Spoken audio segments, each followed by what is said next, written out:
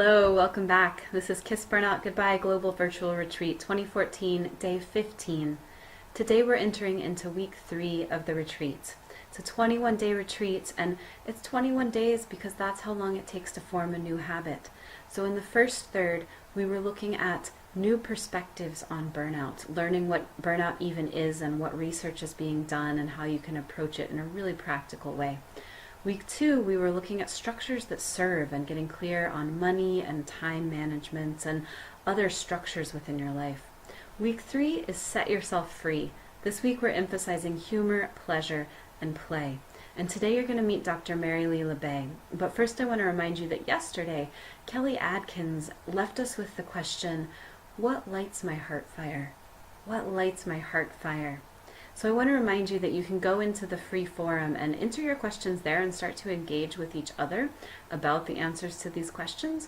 Or you're always welcome to send me an email and just let me know what the answer to your question was so I can give you some free support and some encouragement to take some steps towards this question. Sometimes even sending one email or just letting one person in your life know this is what lights my heart fire and this is the step that I'm taking to take me in that direction is enough to spur you to action, to keep you walking along that path. There's a meditation in the Bye Bye Burnout tribe that's really great along those lines from last week as well. So some of the interviews you've seen have been pre-recorded. Most of them were live. This is the last pre-recorded interview. Mary Lee is traveling and teaching at this time, so she pre-recorded with me at the very beginning. And I think you'll find that this is a really juicy interview. Dr. LaBay is the author of 5 books, including Hypnotherapy, A Client-Centered Approach, and Exploring Past Lives, Your Soul's Quest for Consciousness.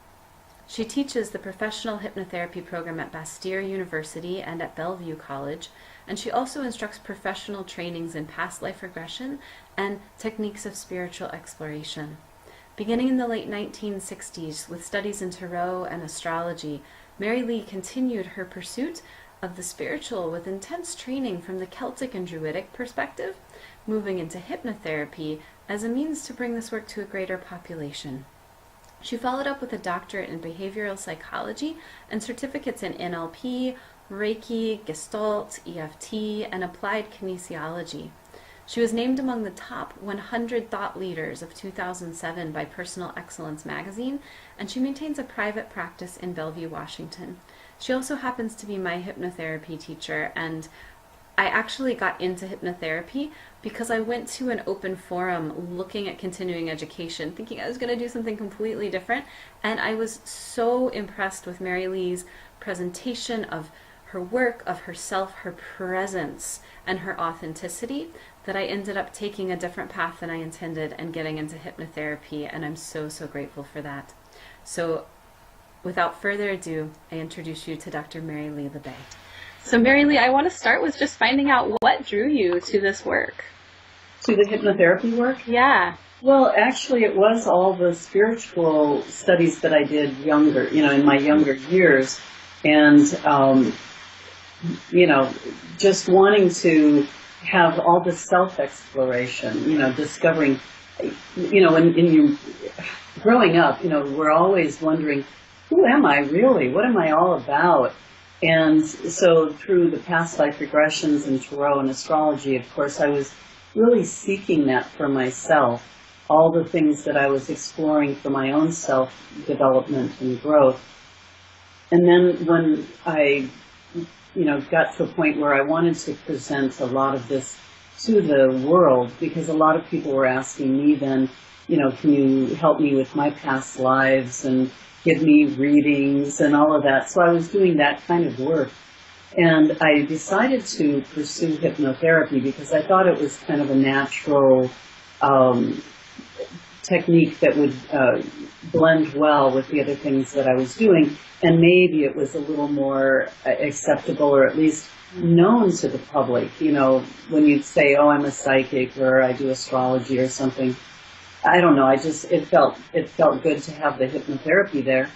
And then once I learned all the techniques of hypnotherapy and went back and combined it with the past life regression and the astrology and tarot and the psychic and intuitive and all of that, it just opened up incredible doors for me and for what I was able to offer to my clients.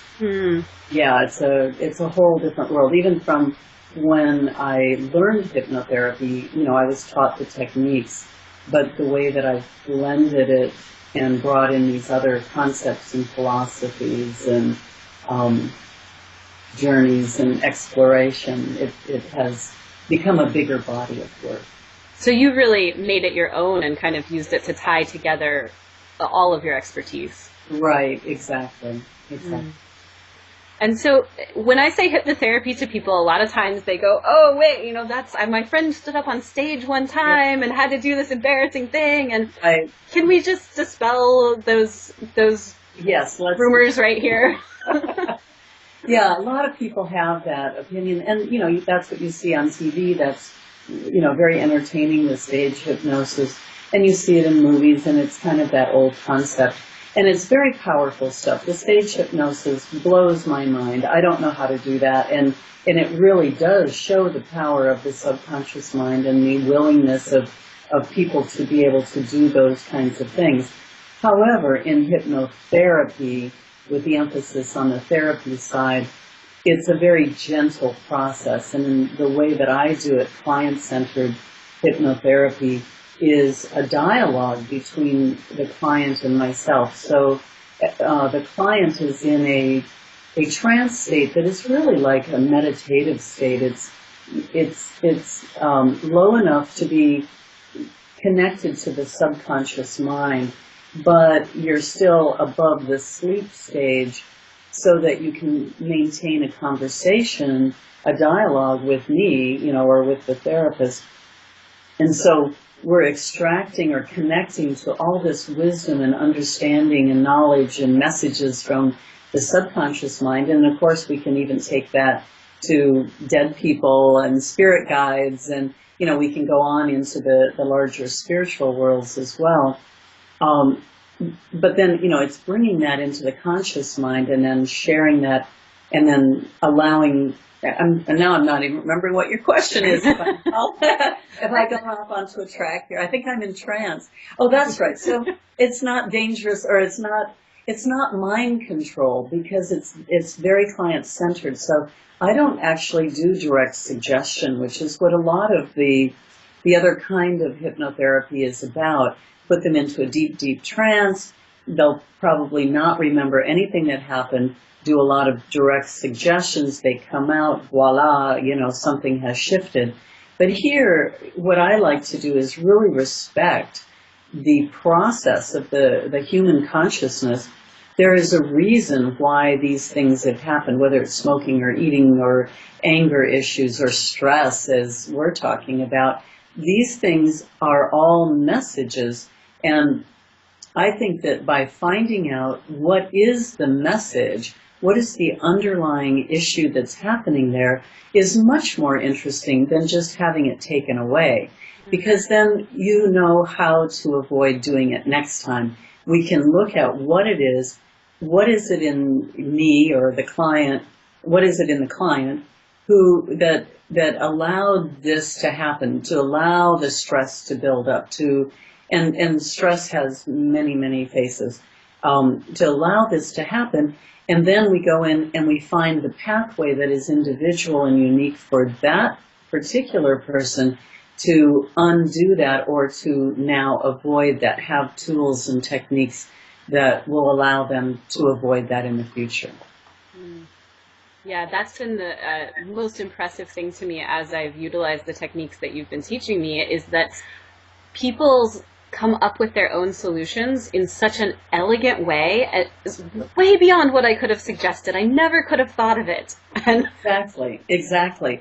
It's so beautiful. And then for the therapist, it's wonderful because we're learning so much about the human psyche and how they're piecing things together and how they're creating their universe, and now how we can adjust it so that their universe is working better, so that they're interacting with reality in a way that's really working for them in their own unique experience, in their unique set of, personality and background and culture and everything. It's fascinating. And I think that's huge when we're talking about burnout and we're talking about high stress, because there's a lot of external environmental influence, and the answer is going to be different for each person. Completely. Absolutely. There was this is an interesting fact, I think, and I included it in my PhD thesis.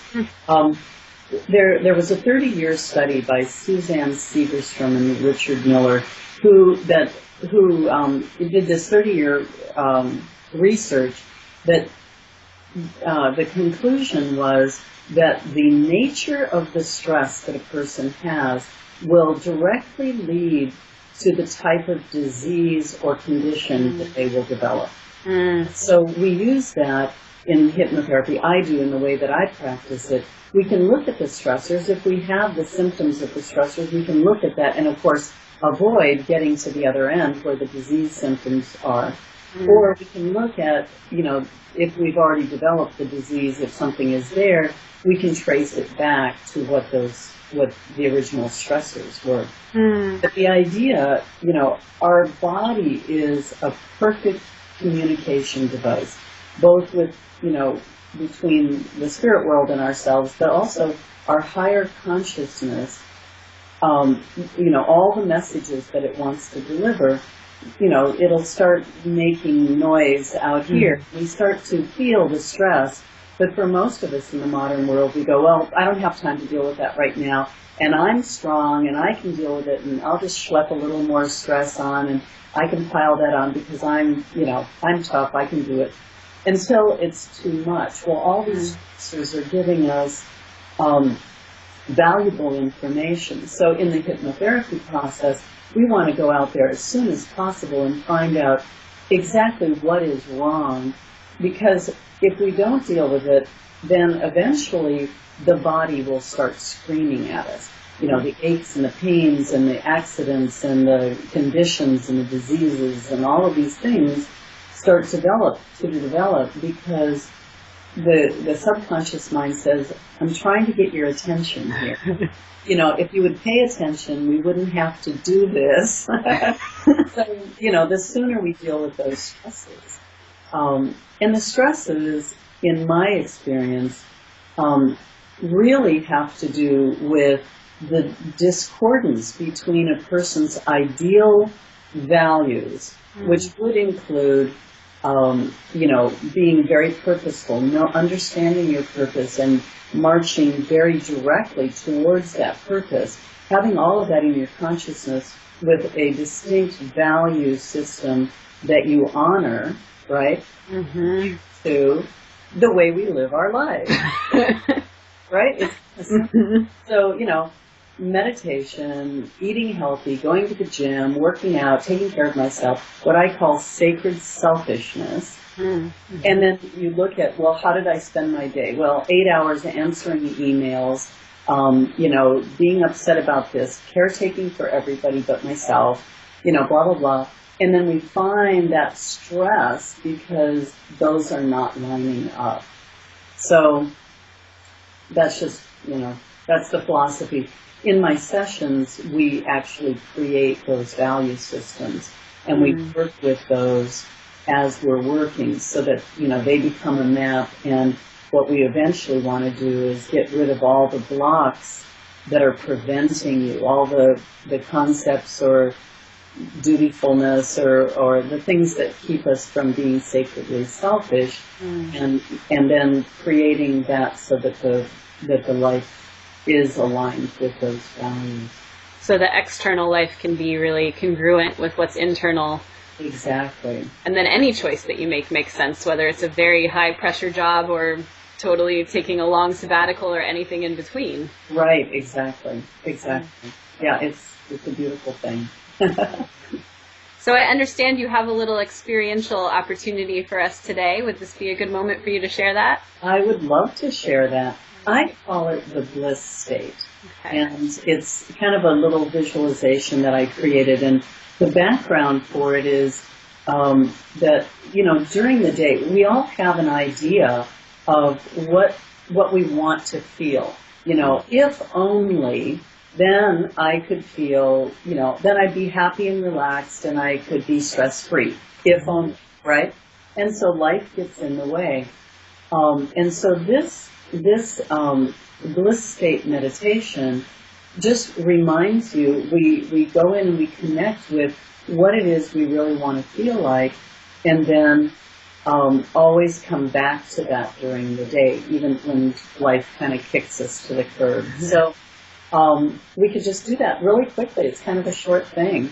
Sounds great. So, just to preface, don't be listening to this in the car. Don't drive or manage some other thing. This would be a good time to just sit down, find a comfortable place to be relaxed, and hopefully a little quiet time for yourself. It'll only take a couple minutes. Stop the multitasking.